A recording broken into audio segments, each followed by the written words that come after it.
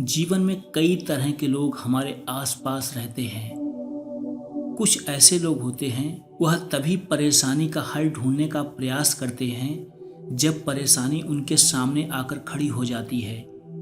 इसके पहले वह बिल्कुल निश्चिंत रहते हैं, जबकि उन्हें अच्छे से पता होता है कि परेशानी कभी भी आ सकती है। अब इस तरह की कंडीशन में भाग दौड़ करने के बाद भी नुकसान होना निश्चित होता है। और कुछ लोग ऐसे होते हैं जो समस्या शुरू होने के बाद ही उसके निदान के बारे में सोचते हैं, लेकिन कुछ लोग ऐसे होते हैं जो परेशानी आने से पहले ही उस परेशानी से निपटने की तैयारी कर लेते हैं। इसीलिए कबीरदास जी ने कहा है कि काल करे सो आज करे सो अब, पल में प्रलय होएगी बहुरी करोगे कब। अगर साधारण शब्दों में इस बात को समझें तो इसका यह अर्थ हुआ कि कल का काम आज ही खत्म करें और आज का काम अभी खत्म करें। कहीं ऐसा न हो कि आपके जीवन में कोई ऐसा तूफान आ जाए कि सब कुछ खत्म हो जाए और आप कुछ कर भी न पाओ। आज की हमारी छोटी सी कहानी इसी विषय के इर्द गिर्द घूमती है। दोस्तों, अगर आपको कहानी पसंद आए तो लाइक और कमेंट अवश्य करें और चैनल को सब्सक्राइब करना न भूलें। तो चलिए कहानी की शुरुआत करते हैं। एक समय की बात है, एक गांव में एक किसान रहता था। उसके जो खेत थे वह ऊंची पहाड़ी पर थे, जहां आए दिन आंधी और तूफान आया करते थे, जिसकी वजह से वह किसान काफी परेशान रहता था, क्योंकि तूफान आने की वजह से उसका हर बार अच्छा खासा नुकसान हो जाता था। लेकिन एक दिन उसने विचार किया कि उन खेतों में काम करने के लिए एक व्यक्ति को रख लिया जाए।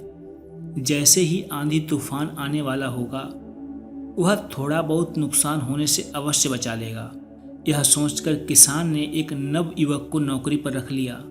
उस नव युवक ने किसान से पहले ही दिन कह दिया कि जब तेज हवाएं चलेंगी तो मैं सोऊंगा, उस समय मुझे उठाना मत। लेकिन किसान को उस लड़के की बात बिल्कुल समझ में नहीं आई कि यह लड़का आखिर कहना क्या चाहता है। फिर भी किसान ने उसे काम पर रख लिया। वह लड़का काम करने में बहुत ही मेहनती था। वह सुबह से लेकर शाम तक खेतों में काम करता था। किसान के जानवरों की बहुत ही अच्छे से देखभाल करता था। इस तरह किसान के खेत पर काम करते हुए और किसान के जानवरों की अच्छे से देखभाल करते हुए उस लड़के को कुछ महीने निकल गए। फिर अचानक एक दिन रात में बहुत तेज हवाएं चलने लगीं। किसान समझ गया कि तूफान आने वाला है। वह दौड़कर उस लड़के के पास पहुंचा और बोला कि भाई जल्दी उठ और खेतों की तरफ चलो, तूफान आने वाला है। लेकिन किसान की बात सुनकर लड़के ने कहा कि मैंने पहले ही आपसे कहा था कि जब तेज हवाएं चलेंगी तब मैं आराम से सोऊंगा, मुझे उठाना मत। लड़के की यह बात सुनकर किसान को बहुत गुस्सा आया। उसने मन ही मन सोच लिया कि कल ही इस लड़के को निकाल दूंगा। लेकिन उसे पहले अपने नुकसान का डर था, इसीलिए वह सीधे खेतों की तरफ भागा। लेकिन वहां जाकर उसने देखा कि फसल की गांठें बहुत ही अच्छे तरीके से बंधी हुई हैं। जो किसान के गाय बैल थे उनको भी बहुत ही अच्छे तरीके से बांधा हुआ था। किसान की मुर्गियां भी अपनी जगह पर सुरक्षित थीं। किसान ने देखा कि सब कुछ व्यवस्थित है। किसान यह देखकर बहुत प्रसन्न हुआ। उसने सोचा कि अगर तूफान आ भी गया तो उसका नुकसान न के बराबर होगा। अब किसान मन ही मन मुस्कुरा रहा था, क्योंकि उसे उस लड़के की बात समझ में आ चुकी थी।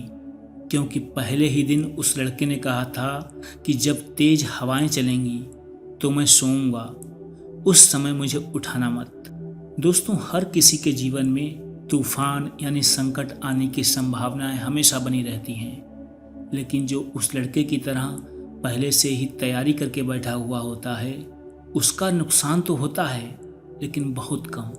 देखो, हर किसी की जिंदगी में तूफान यानी संकट आना निश्चित है।